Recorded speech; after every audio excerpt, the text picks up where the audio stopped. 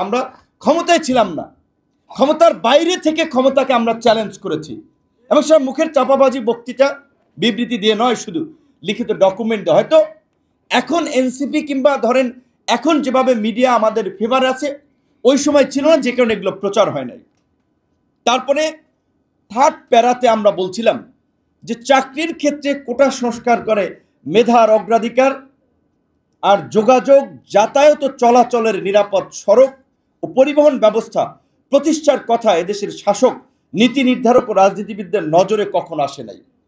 বলছি আজকে গতকালকে ব্রাহ্মণবাড়িয়ে গেছি, রাস্তার যে অবস্থা, একটা হাইওয়ে এই রকমের অবস্থা থাকে, মৃত্যুর ফাঁদ। হাইওয়েতে সিএনজি চলে, রিক্সা চলে, রাস্তা খানা খন্দ। আমরাই দুইবার ভাবছিলাম গাড়ি উল্টেই যাচ্ছে বোধহয়। তো এই যে মরণ ফাঁদ, এটা বলছি যে কারণ যখন এমপি মন্ত্রী হয়ে রাজনীতিবিদ এলাকায় যায় তাদের তো ভিআইপি প্রোটোকল দিয়ে হর্ন বাজাইতে বাজাইতে নিয়ে যায়। এই শাসকদের চোখে কখনো পড়ে নাই। প্রাত্যহিক জীবনে এমন অজস্র সমস্যা সংকটে ডুবে আছে মাতৃভূমি। এই রকমের স্বাস্থ্য, উপজেলার হসপিটাল এক্সরে মেশিন নাই, জেলা হাসপাতালে ডাক্তার নাই, বিভাগীয় শহরে বিশেষজ্ঞ নাই, এরকমের অজস্র সমস্যায় ডুবে আছে এই দেশ। সেটা আমরা এখানে বলছিলাম। দেশবাসীর এমন মৌলিক জরুরি ও মানবিক প্রয়োজনকে গুরুত্ব দেয় না রাজনীতিক ও আমলারা। কারণ রাজনীতিবিদদের ছেলে মেয়ে, বউ বাচ্চা, পরিবার পরিচয় থাকে দেশের বাইরে, আমলারাও শেষ বয়সে সেটেল হয় বাইরে, তাদের কাছে এটা গুরুত্ব পায় না। এই কথাগুলো আমরা তখন বলেছিলাম।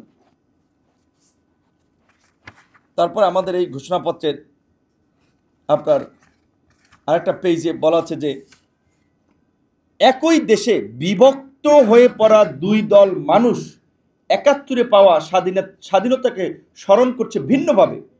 দুই পক্ষের মূল্যায়ন একেবারেই বিপরীত অবস্থান ও ভিন্ন অভিজ্ঞতা যার। কেউ বলছে স্বাধীনতার ঘোষক জিয়া, কেউ বলছে শেখ মুজিব, কেউ বলছে আওয়ামী লীগের নেতারা কলকাতায় তাস খেলছে মুক্তিযুদ্ধের সময়, কেউ বলছে আমরাই সে সময় মুক্তিযুদ্ধে ঝাঁপাই পড়ছি। বিভিন্ন ধরনের বাহাস এবং বিতর্ক। আবার কেউ কাউকে বলছে মুক্তিযুদ্ধের পক্ষের শক্তি, কেউ বলছে বিপক্ষের শক্তি। সেটা আমরা বলছিলাম যে এই স্বাধীনতাকে এভাবে পৃথিবীর কোন দেশে এভাবে বিভক্তভাবে স্মরণ করে না, কিন্তু আমাদের দেশে সেটা চলছে। কাজেই এই বিভাজন থেকে, এই দুর্বৃত্তায়ন থেকে, এই অপরাজনীতি থেকে আমরা এই দেশ এবং দেশের মানুষকে মুক্ত করতে চাই। আমরা একটা শান্তি, সম্প্রীতি, সহনশীলতার রাজনীতি তরুণদের মাধ্যমে এই জাতিকে উপহার দিতে চাই।